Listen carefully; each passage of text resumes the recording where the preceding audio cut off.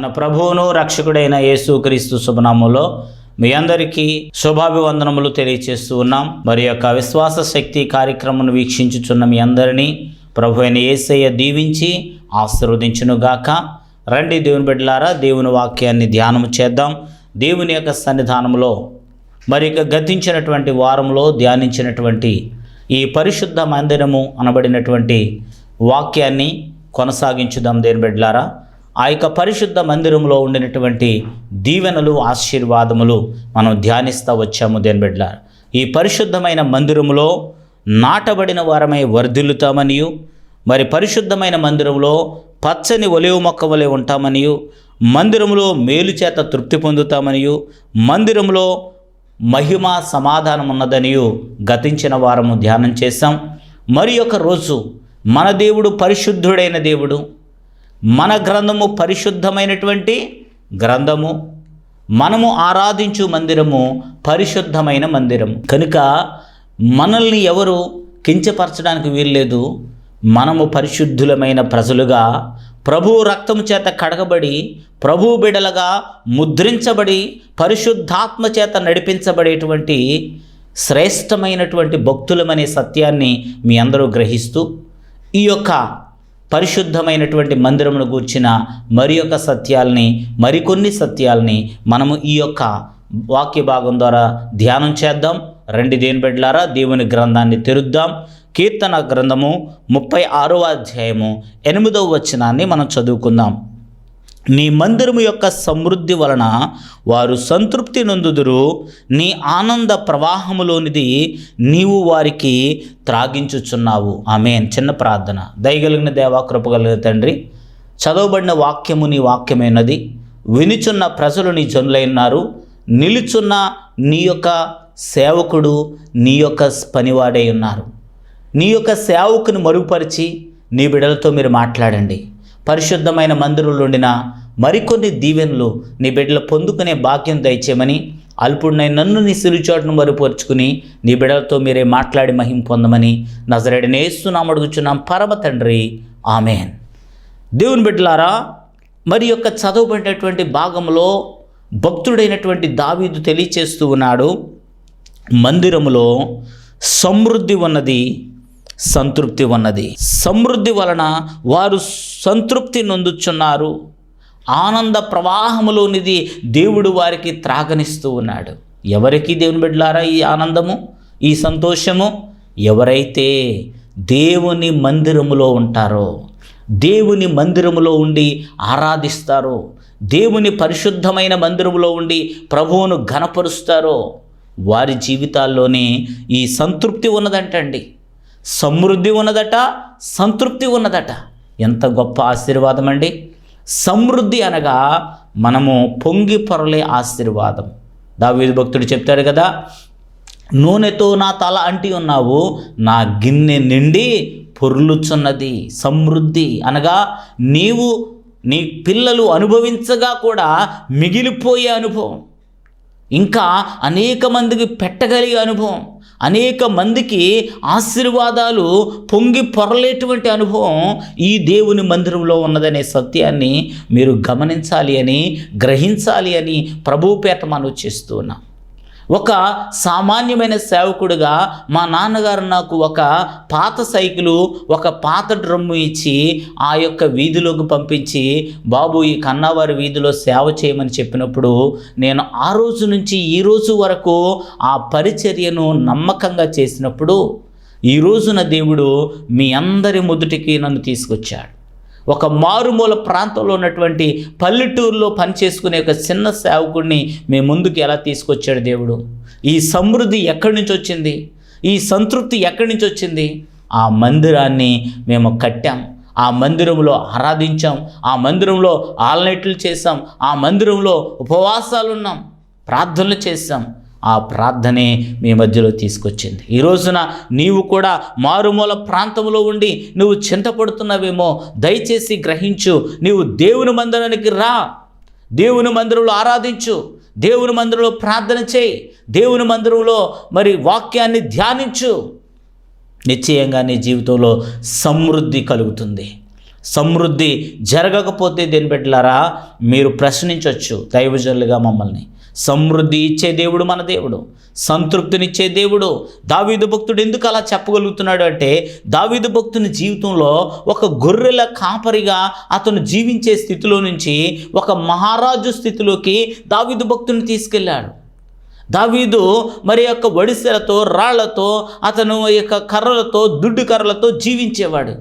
గొర్రెల మందలతో జీవించేవాడు, ఎక్కడో అడవుల్లో జీవించేవాడు. కానీ దేవుడు అతన్ని కోరుకున్నాడు. గల కారణం తెలుసా? ఆ యొక్క అడవుల్లోనే ఆయన ఆరాధించే అనుభవం ఆయనకు ఉంది. ఆ అడవుల్లోనే ప్రార్థించే అనుభవం ఉంది. అడవుల్లోనే పాటలు పాడుచూ స్తుతించే అనుభవం ఉంది ఆయనకి. అంటే ఆ అడవిని ఏం చేశాడు? ఆయన మందిరంగా మార్చేసుకున్నాడు. ఆ అడవిలోనే దేవుని ధ్యానిస్తూ ఉన్నాడు. కాబట్టి అతన్ని దేవుడు ప్రేమించాడు. ఆ ప్రవక్త అయిన సమూయేలు వచ్చి అంటాడు కదా, ఇతను కాదు, ఇతను కాదు, ఈ సైనికుడు కాదు, ఈ పెద్దవాడు కాదు, ఎర్రనివాడు కాదు, పొడవైన వాడు కాదు, ఎవడో ఒకడు ఉన్నారులేండి, కడసారపు వాడు అడవుల్లో ఉంటాడు, వాడి పని మనకేంటండి అంటాడు వాళ్ళ నాన్నగారు. కానీ అతన్ని నేను కోరుకున్నాను, అతన్ని పిలవండి అన్నప్పుడు, ఇదిగో నేను కోరుకున్నవాడు ఇతడే అంటాడు ఆయన. ఎందుకో తెలుసా? దేవుని యొక్క కృప ఆయన మీద ఉంది, దేవుని సమృద్ధి అతనికి ఉంది, దేవుని సంతృప్తి అతనికి ఉంది. కనుక ఈ రోజున మన జీవితాల్లో కూడా అలాంటి సంతృప్తి లేని జీవితం నువ్వు జీవిస్తున్నావేమో. ఒకవేళ నీ జీవితంలో లక్షల కోట్ల రూపాయలు నీకు ఉంది, కానీ నీ జీవితంలో ఏం లేదు, సంతృప్తి లేదు. ఆ సంతృప్తి లేకపోతే నువ్వెంత సంపాదించినా వ్యర్థమే. నీవు కలిగిన దాంతో సంతృప్తి పడాలి. నేను ఒకటే చెప్తాను దేని బిడ్డలారా, నీలో సంతృప్తి కలగాలి అంటే నీవు నీకంటే గొప్పవారిని చూడకూడదు, నీకంటే తక్కువ వారిని చూడాలి. అప్పుడు నీకు సంతృప్తి కలుగుతుంది. ఎందుకంటే నీకున్న వస్త్రాలు మరి నీకంటే లేని వాళ్ళు చాలామంది ఉన్నారు. నీకున్న మరి గృహము, అలాంటి గృహం లేని వాళ్ళు చాలామంది ఉన్నారు. దేవుడు నీకు ఇచ్చిన ఆహారము, అలాంటి ఆహారం లేని వారు చాలామంది ఉన్నారు. కానీ నీకు ఇంకా సంతృప్తి కలగట్లేదు. ఎందుకంటే నువ్వెవరిని చూస్తున్నావు? నీకంటే గొప్పవారిని చూస్తున్నావు. అయ్యో వాళ్ళకి అంత ఉంది, నాకు లేదు, వాళ్ళకి ఇది ఉంది, నాకు లేదు, వాళ్ళ కార్లు ఉన్నాయి, భవనాలు ఉన్నాయి, ఎకరాలు ఉన్నాయి, పొలాలు ఉన్నాయి, బిల్డింగ్లు ఉన్నాయి, వెండి బంగారాలు ఉన్నాయి అని వాళ్ళ వైపు చూస్తున్నావు. కానీ నీకంటే లేని వాళ్ళ వైపు చూస్తున్నావా? ఒక్కసారి పరిశీలించు. కానీ నిన్ను దేవుడు చాలా దీవించాడు. నీ జీవితంలో సంతృప్తి ఉండాలి. నా ప్రభు నాకు ఇది ఇచ్చాడు కాబట్టి నాకు ఇది చాలా గొప్ప ఆశీర్వాదం ప్రభువా అనే సంతృప్తి కలిగిన జీవితం కలిగి ఉండాలి. అలాగే సమరయ స్త్రీ జీవితంలో కూడా సంతృప్తి లేదండి. ఎంతమందితో వ్యభిచారం చేస్తుంది, తృప్తి పొందట్లేదు ఆమె. తృప్తి లేని జీవితం. ఈ రోజున ఒక భార్యతో, ఒక భర్తతో కొందరు సంతృప్తి కలిగి జీవిస్తున్నారు. కానీ వారి వైవాహిక జీవితంలో కొంతమంది తృప్తి లేక రకరకాలుగా పరుగులు తీస్తున్నారు. ఈ రోజున ఆమె జీవితంలో ఉండిన ఆ అపవిత్రమైన ఆలోచన అంతా యేసుక్రీస్తు ప్రభువారి మాటల ద్వారాగా అపవిత్రత కొట్టివేయబడిందండి. ఆమె జీవితం మార్చబడింది. ఆమె ఎలా మారిపోయిందంటే ఆ కొండను విడిచిపెట్టేసింది, పాపం అనే కొండను విడిచిపెట్టేసి సువార్థికురాలుగా మారిపోయింది. దేవుని బిడ్డ, ఈ రోజున నీవు నిశ్చయంగా దీవించబడాలి అంటే, సంతృప్తి పడాలంటే ప్రభు బిడ్డగా నువ్వు జీవించాలి. ఒక వ్యక్తి అలాగే తన జీవితంలో తృప్తి లేక తనకున్న ధనమంతా కూడా లాటరీ టికెట్లు కొనేసాడట. అనేక లాటరీ టికెట్లు కొన్నాడు, కానీ ఒక్క లాటరీ కూడా తగ్గట్లేదు. బెంగ పెట్టుకుని మంచం పట్టేశాడు. ఇక తిండి తినటం మానేశాడు. ఇక రోగిష్ఠుడైపోయాడు. హాస్పిటల్లో జాయిన్ అయ్యాడు. ఆ సమయంలో వాళ్ళ భార్య ఎంతో ప్రయాసపడి పరిచర్య చేస్తూ ఉంది. అలా పరిచర్య చేస్తున్న వేళలో డాక్టర్గా చెప్పారట, అమ్మా ఇతనికి అత్యంత బాధాకర విషయం చెప్పకూడదు, అత్యంత సంతోషకర విషయం చెప్పకూడదు. అలా చెప్తే వెంటనే చచ్చిపోతాడు. ఎందుకంటే ఆయన అంత హార్ట్ అంత వీక్గా ఉంది, అంత బెంగ పడిపోయాడని చెప్పారు. ఆ సమయంలో ఆయన ఇంటికి వచ్చి క్యారేజీ తెద్దామని ఇంటికి వెళ్తే ఆవిడకు ఒక లెటర్ వచ్చింది. ఆ లెటర్లో ఏమో తెలుసా, ఇప్పుడు మీ భర్తకి మీ లాటరీ టికెట్కి ₹1,00,00,000 తగిలినాయి. అయితే ఇప్పుడు చెప్పే అవకాశం ఉందా? ఎంత సంతోషకర విషయం చెప్తే తన భర్త వెంటనే చచ్చిపోతాడు. కాబట్టి ఆమె భయపడతా ఉంది. మరొక పాస్టర్ గారిని పిలిచి, అయ్యా మీరు వెళ్ళి చెప్పండి దయచేసి ఏదోలాగంటే, ఆయన ఎలా చెప్పాలి అమ్మా అని చెప్పంటే, మీ మీద పెడుతున్నానండి, మరి అతనికి ఏమి అవ్వకుండా మీరు చెప్పండి అంటే చెప్పారు. దేని బిడ్డలారా, వెళ్ళి అంటున్నారట, అయ్యా మీకు ఒక లాటరీ తగిలిందనుకోండి, నాకెందుకు తగిలిద్దండి, తగలకే కదండి నా జీవితం ఇలాగైపోయింది, నాకు తగలదండి అని ఒకసారి ఒకవేళ తగిలిందనుకో అని చెప్పాడు. ఏం తగులుతుందండి, ఏం తగులుతుందంటే నిజంగా అప్పుడు అన్నాడంటే ఆయన, నీకు కనుక ₹1,00,00,000 లాటరీ కనుక తగిలిందే అనుకో అని అన్నాడంటే. తగిలిందే అనుకో అనగానే అప్పుడు ఆయన అన్నాడంటే, ఆ ₹1,00,00,000 లాటరీ తగిలితే కనుక మీకు 50 లక్షలు ఇస్తానండి అని చెప్పాడంట. ఆ 50 లక్షలు ఇస్తానన్న మాట అనగానే ఆయన గుండె ఆగిపోయినట్టు అయిపోయి ఆ వెళ్ళిన వ్యక్తి కాస్త కళ్ళు తిరిగి కింద పడిపోయాడంట. అతను తీసుకెళ్ళి పక్క బెడ్ మీద పడుకోబెట్టారు. దేవుని బిడ్డలారా, మనం అత్యాశకు వెళితే, అధికమైనటువంటి కోరికలతో సంతృప్తి లేని జీవితంలో పరుగులు తీస్తే ఇలాగే మనము సమస్యల్లో పడిపోతాం, ఇబ్బందుల్లో పడిపోతాం. కనుక దయచేసి మీరు సంతృప్తి కలిగి ఉండాలని, సమృద్ధి కలిగి ఉండాలని ప్రేమతో మనం చేస్తున్నాం. రెండవదిగా మరి మత్తయి శుభవార్త 4వ అధ్యాయము 23వ వచనంలో మందిరున్న వచ్చిన ఆశీర్వాదాన్ని యేసుక్రీస్తు ప్రభు వారి గురించి వ్రాయబడింది. దాని బిడ్డలారా, యేసు వారి సమాజ మందిరములలో బోధించుచు, దేవుని రాజ్యమును గూర్చిన సువార్తను ప్రకటించుచు, ప్రజలలో ప్రతి వ్యాధిని రోగమును స్వస్థపరచుచు గలిలయ అందంతటా సంచరించెను.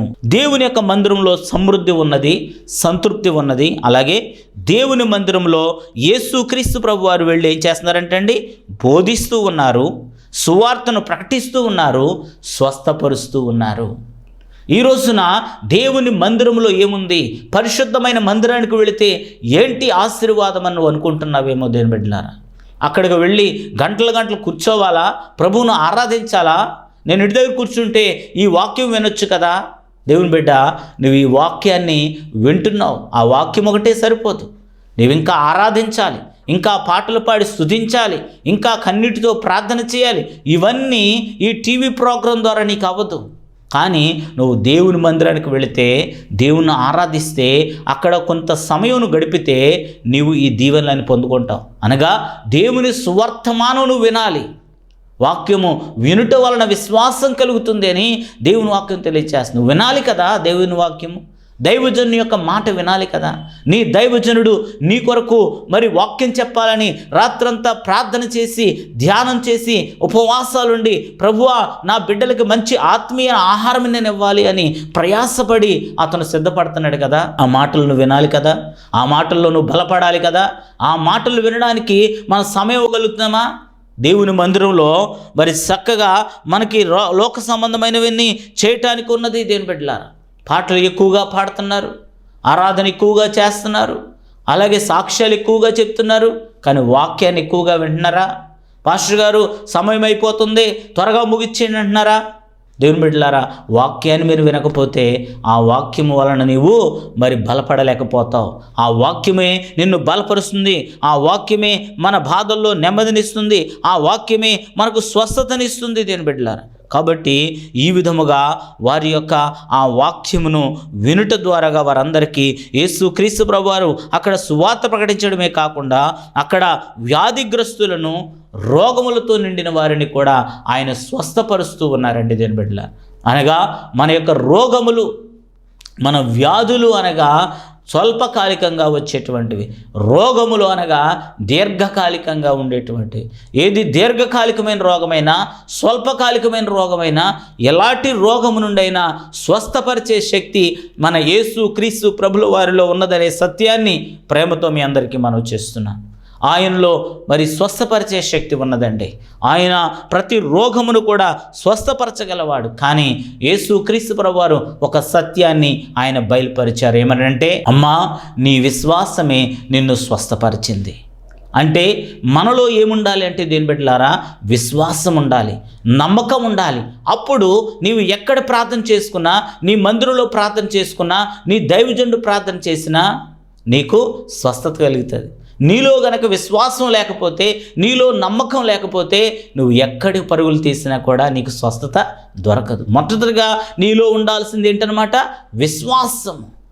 స్వస్థత చేసే కార్యము దేవునిలో ఉన్నది, కానీ నీలో ఏముండాలి, విశ్వాసం అనేది ఉండాలి. ఆ విశ్వాసం నీలో పొందాలంటే ఏం చేయాలా, వాక్యాన్ని వినాలి. వినుట వలన విశ్వాసం కలుగుతుంది.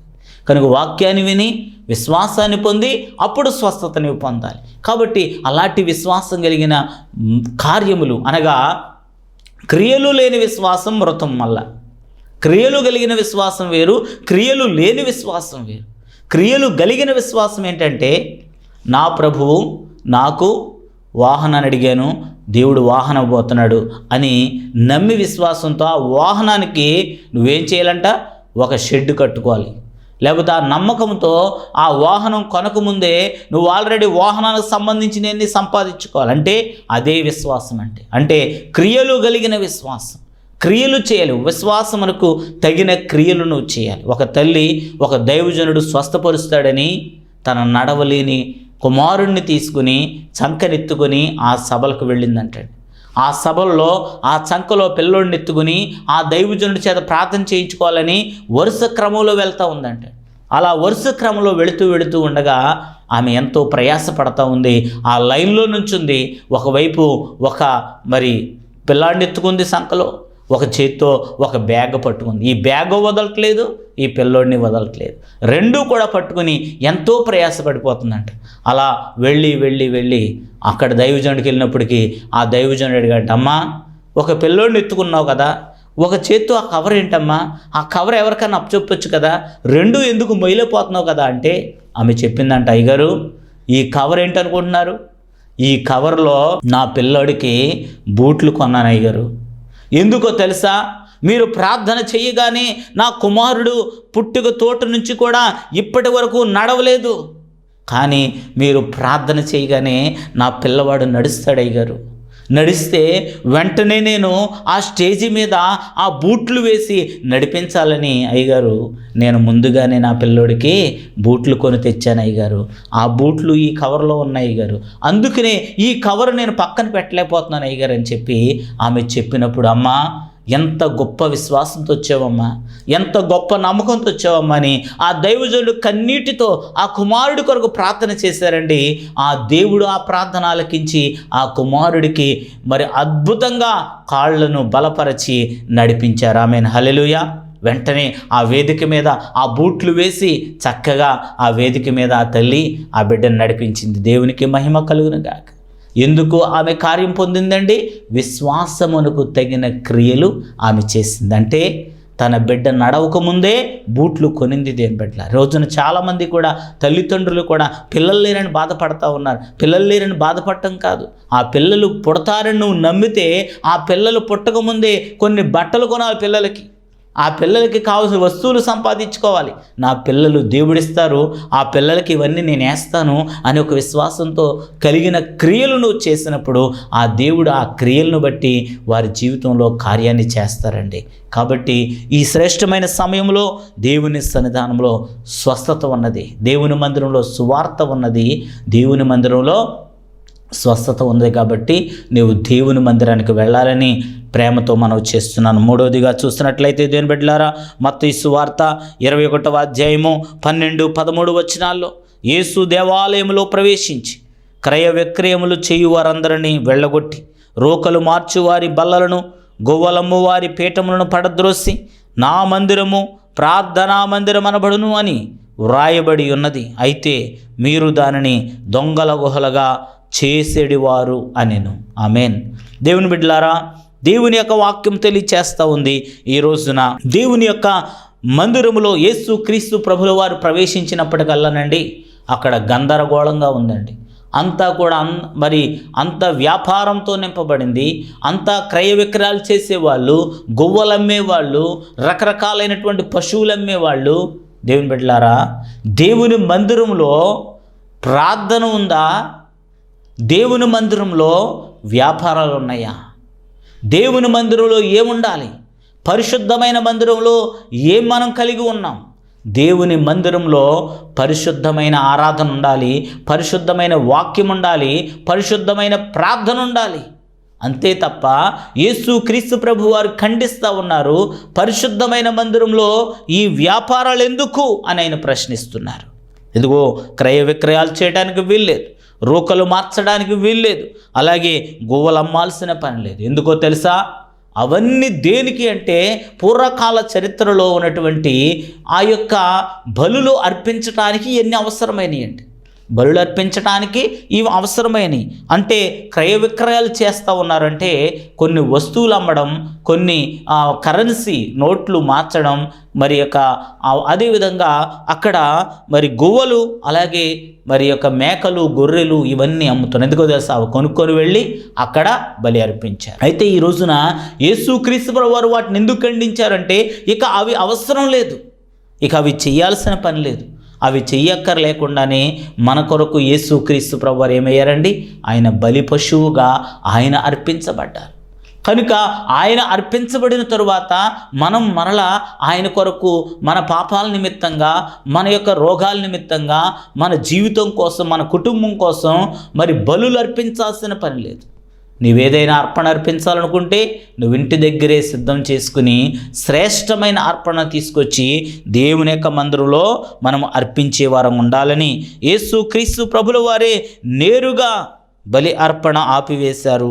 కనుక ఎందుకనంటే యేసుక్రీస్తు ప్రభు వారే బలి పశువుగా ఈ లోకానికి వచ్చారు. కనుక నువ్వు దేవుని సన్నిధిలో నువ్వు చేయాల్సింది ఏమిటి అని మనం చూసినట్లయితే ఎక్కువ సమయము నువ్వు ప్రార్థన చేయాలి. నా మందిరము సమస్తమైన జనులకు ప్రార్థనా మందిరము అనబడును అని యేసుక్రీస్తు ప్రభువారు అది కూడా పాత నిబంధన గ్రంథంలో నుండి ఆయన ఎత్తి మాట్లాడారు. ముందుగానే ప్రవచించబడింది.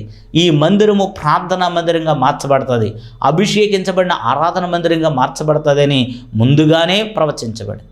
కనుక ఈ యొక్క ప్రార్థనా మందిరంలో మనం చేయాల్సింది ఏమిటంటే దేవుని మందిరాన్ని ఆరాధన మందిరంగా, ప్రార్థన మందిరం ఉండాలి. కానీ దీన్ని ఏం చేశారంటే ఈ రోజుని దొంగల గుహగా చేశారు అని యేసుక్రీస్తు ప్రభువు వారే తెలియచేస్తూ ఉన్నారు. దొంగల గృహగా మనం చేయకూడదు దేని బిడ్డల. దీన్ని వ్యాపార స్థలంగా మార్చకూడదు దేని బిడ్డల. ఇప్పుడు కొత్త టెక్నాలజీ వచ్చింది, డిజిటల్ చర్చిలు పెట్టే పరిస్థితి వచ్చింది. డిజిటల్ చర్చ్ అంటే ఫిజికల్ ఫాస్టర్ ఉండకూడదని, అంటే ఫిజికల్గా ఒక దైవజనుడు వచ్చి చెప్పడం కాదు, కానీ డిజిటల్గా తెర మీద దైవజనుడు వచ్చి మాట్లాడేటువంటి విధానం. కానీ ఈ రోజున నీకు కష్టం వస్తే, నీకు బాధ వస్తే, నీకు ఇబ్బంది వస్తే ఆ డిజిటల్లో ఉన్న దైవజనుడు వచ్చి నిన్ను ఓదారుస్తాడా? ఆ డిజిటల్లో ఉన్న దైవజనుడు వచ్చి నీ కుటుంబంలో ఏదైనా సమస్య వస్తే ప్రార్థన చేస్తాడా? దేవుని బిడ్డలారా, అవి ఏమీ జరిగే పనులు కాదండి. మీ మధ్యలో ప్రయాసపడి పని చేయుచున్న దైవజనుడు ఎవరైతే ఉన్నారో ఆ దైవజనుడు నీ కొరకు భారం కలిగి ప్రార్థిస్తాడు. నువ్వు కష్టంలో ఉంటే నీ దగ్గరకు వస్తాడు, నీవు హాస్పిటల్లో ఉంటే నీ దగ్గరకు వస్తాడు, నీవు కష్టాల్లో శ్రమల్లో ఉంటే నీ కొరకు వచ్చి ఆయన ప్రార్థన చేస్తాడు. కనుక అటు యొక్క ప్రార్థించే దైవజను మనం అనుసరించాలి. కానీ ఎక్కడెక్కడో ఉన్నటువంటి వారి వైపు చూస్తే దానివలన మీకు ఏమీ కూడా ప్రయోజనం లేదు దేని బిడ్డలారా. కనుక పరిశుద్ధత కలిగి మనము దేవుని సన్నిధానంలో కొనసాగాలి. కనుక మన పరిశుద్ధత కలిగి మందిరాన్ని కాపాడుకోవాలి. మందిరంలో పరిశుద్ధత కోల్పోతే, మందిరంలో పరిశుద్ధత లేకపోతే పరిశుద్ధుడైన దేవుడు అక్కడ ఎలా నివసిస్తాడు? కనుక మందిరంలో మీరు పరిశుద్ధతను కాపాడండి, మందిరాన్ని పరిశుద్ధంగా కాపాడుకోండి. అప్పుడే దేవుని పరిశుద్ధత అక్కడ నివసిస్తుంది. తద్వారాగా మందిరానికి శక్తి ఉంటుంది.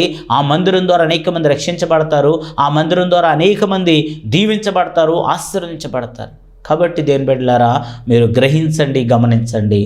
ఆ పరిశుద్ధతను మనం కోల్పోయినప్పుడు శత్రువులను దేవుడే అనుమతిస్తాడు.